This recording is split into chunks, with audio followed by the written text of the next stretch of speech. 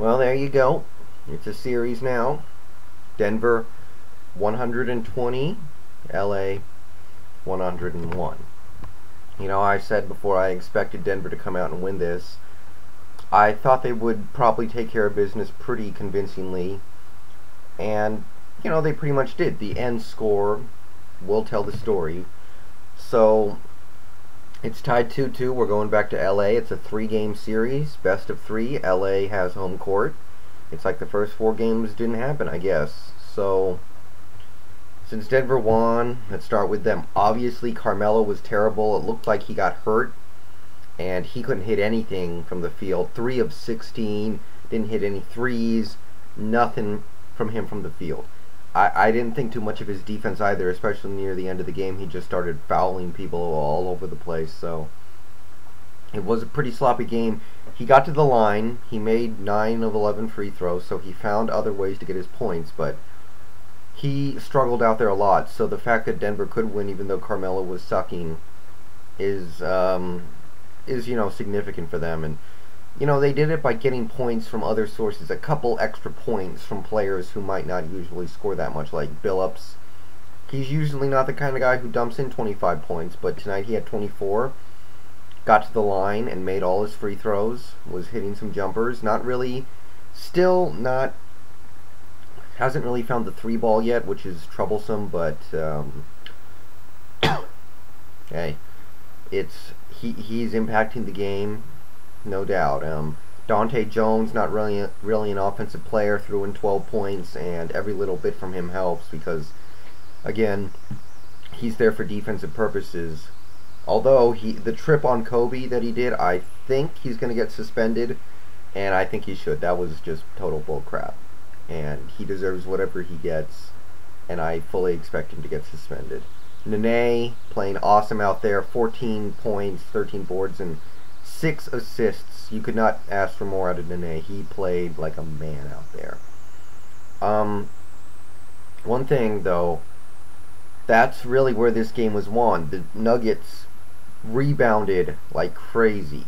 13 boards for Nene, 15 for Martin, 14 for Birdman. They just got offensive rebounds. They dominated the boards all across. Just an excellent performance from them in that respect. And, part of that is on them. They rebounded well, but I felt like LA rebounded poorly. They didn't box out. I'll get to this in a second, but I feel like a lot of players on LA did contribute pretty well, but got a rebound. That's where this game was lost. Again, Kmart, 13 and 15, complementing Nene perfectly. He had an awesome game. J.R. Smith off the bench, knocking down those huge threes to make sure Denver won. 24 points, 4 threes, 9 of 17 from the field. Was a little off from the free throw line, but he played excellent. Birdman, 14 boards, couple of blocks, lots of energy off the bench. I loved what I saw from Birdman. Linus Kleza, 10 points. So everybody on the team, except for Carmelo, seemed to contribute more than they usually do. So they made up for it by playing above their heads, because Carmelo, there was just something wrong with him. Lakers, again, I know they lost by 19, and that kind of speaks for itself. I feel like a lot of players on the team did play pretty well, though, or at least by their expectations. I feel like they did get the job done, when compared to what you would usually expect from these guys. Like, Kobe, his shot was off. He was missing some threes. He took a lot of them and missed 8 threes, so that's not going to help. And he did shoot a bad percentage, but in the fourth, he did come alive, tried to lead the Lakers back, and their defense just wasn't there. Their rebounding just wasn't quite there. He ended up with 34 points, 7 boards, 5 assists. So, I can't knock on that because he went out there and played well. I don't think he played great, but he did his thing. Bynum was good out there. 14 points, 5 boards, high percentage shooting, 6 of 7. When he got the ball and took a shot, it was a good shot, and he would knock it down. So that's what they need from Bynum. They don't need that much. They just need those 14 points and 5 boards. That's enough for them. It wasn't enough for them to win tonight, but that's what they need from Bynum. Gasol, double-double. You know, he's the 2010 machine, I call him. 21 points, 10 boards, 4 dimes, 3 blocks. But they did get in foul trouble. Gasol had 4 fouls, most of them before I think all of them picked up midway through the third. And Bynum had 5, but those guys... Even, I'll throw a little shout out to Fisher. 5 points, he hit a 3, he had another bucket. You know, I mean, Fisher's really just not a good player at this point, and that's cool. But if he can just throw in 5-6 points a game just to contribute to LA in the smallest of ways, I think they're cool with that. And, you know, I am, because I know he's not that good. So, you know, he did miss quite a few shots, but as long as he makes a couple of them, I'm willing to live with that, because he's not a good player anymore. He's a veteran, a cagey veteran that might be good to have around in the, you know, postseason at some points. He does have a knack for hitting big shots, but I'm okay with that. So, you know, I'm looking at Ariza and Odom. Ariza never really got it going offensively. I don't know why. He didn't take very many shots. He only took 4 shots. Ended up with 3 points, a board, an assist. 5 fouls. He was fouling a lot trying to guard Carmelo. And, you know, obviously LA did a pretty good job against Carmelo with Ariza, and later even Walton. Near the end they started fouling him over and over, which was dumb, but they must have done something decent against him, because these last 2 games he hasn't been on.